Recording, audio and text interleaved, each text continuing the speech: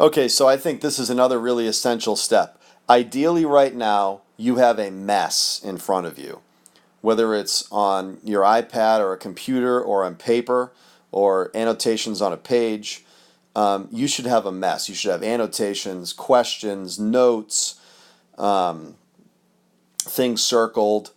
And I think it's really important now to quietly take your time and look at your notes, look at your annotations, your questions, and your observations. You've done lots of work. Some of this work, in fact, a lot of it, should help you actually write your essay, should save you time. So here are some questions we want to ask. We want to notice patterns. What patterns have emerged? I think uh, that's really important. So what's the most important common denominator of the poem so far?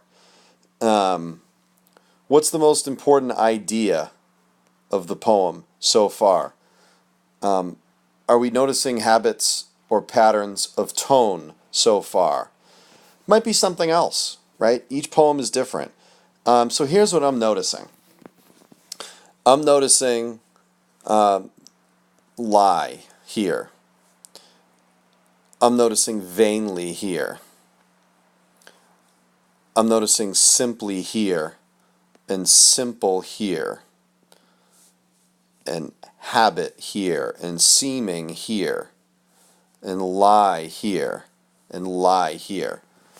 And the thing I'm noticing the most is in a blunt, kind of self-evident way, this poem seems to center on a relationship based on mistruth.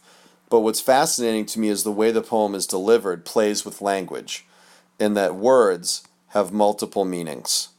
So my sense, looking at my mess, I'm interested in how the speaker uses multiple meanings of words. This is not the only literary text that does this. I think there's a specific sort of Sonnet 138-ish spin that I'm going to be able to give to the multiple meanings of words. That's the thing I want to focus on the most. How does the use of multiple meanings of words, how does the multiple meanings of words show us this relationship up close?